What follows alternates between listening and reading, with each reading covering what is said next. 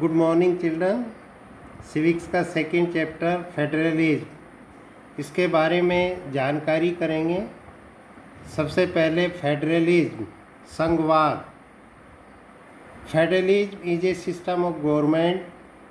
Federalism सरकार की एक ऐसी व्यवस्था है under which power is divided between A central authority and its various constituent unit.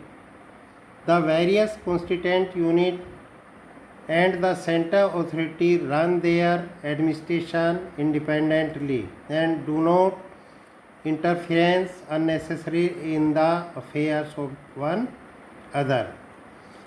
इसमें ये दिया गया है कि ये संघवाद सरकार की एक ऐसी व्यवस्था है जिसमें सर्वोच्च शक्ति केंद्रीय प्राधिकरण और उसकी विभिन्न इकाइयों में बट जाती है। जो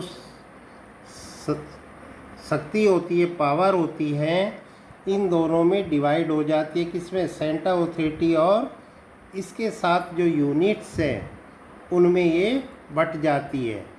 और जो यूनिट्स है वे अपने आधार पे काम करती है और सेंट्रल अथॉरिटी अपने आधार पे काम करती है, यानी अपना एडमिनिस्ट्रेशन, अपना प्रशासन वे स्वयं चलाती है और वे एक दूसरे के काम में किसी प्रकार का कोई हस्तक्षेप नहीं करते हैं।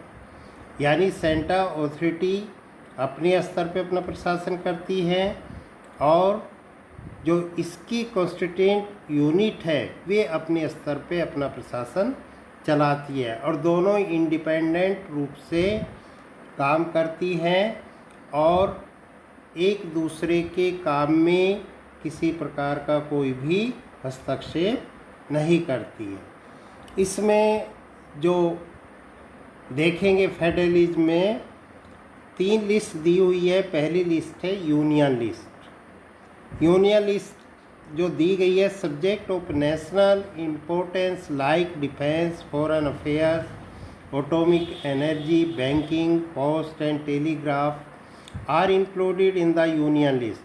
The central government can pass laws on the subject mentioned in the union list 97 subjects। ये यूनियन लिस्ट यानी संघीय सूची इसको कहा गया है और इसके अंतर्गत कौन कौन से, जैसे डिफेंस आपका रक्षा आती है, इसमें विदेश मंत्रालय इसमें आता है, एटॉमिक एनर्जी परमाणु जो शक्ति है वो आती है, बैंकिंग, पोस्ट ऑफिस, टेलीग्राफ, ये सारे जो भी केंद्र सरकार के अधीन मंत्रालय होंगे वे सारे इसमें यूनियन लिस्ट में आएंगे।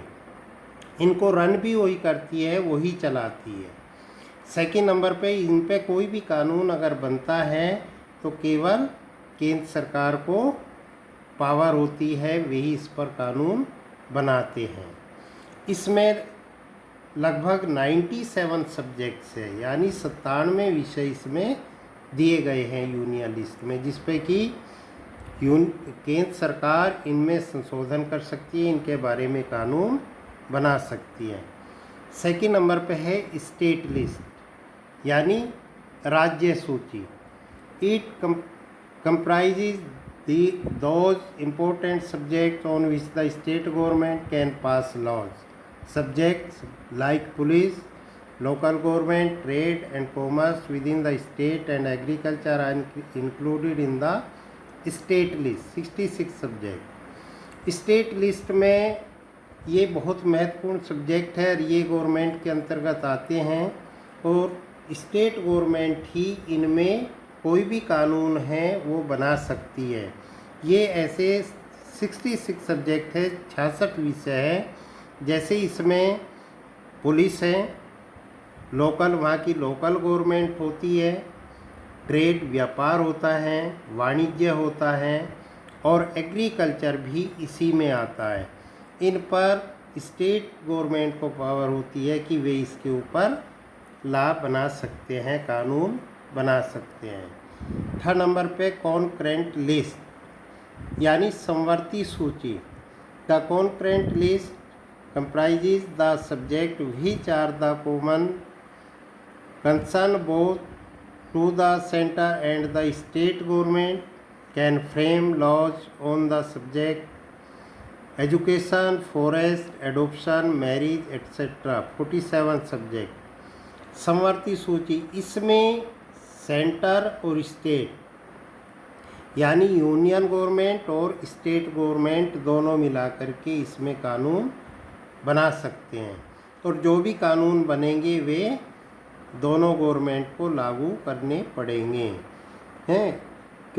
जैसे 47 सब्जेक्ट है, 47 में कौन कौन से जो मेन सब्जेक्ट दिए हुए हैं, जैसे एजुकेशन है, शिक्षा है, जो सेंट्रल गवर्नमेंट पास करेगी वो राज्य सरकार को भी मानना पड़ेगा। फॉरेस्ट है, एडॉप्शन, ठीक है, गोद लेना, किसी को गोद लेते हैं, मैरिज है, मैरिज के नियम, ये सारे सब्जेक्ट कॉन्करेंट समवर्ती सूची में आते हैं, जिसको कि स्टेट गवर्नमेंट और केंद्रीय सरकार, सेंट्रल गवर्नमेंट दोनों पास करके और इनको मानते हैं।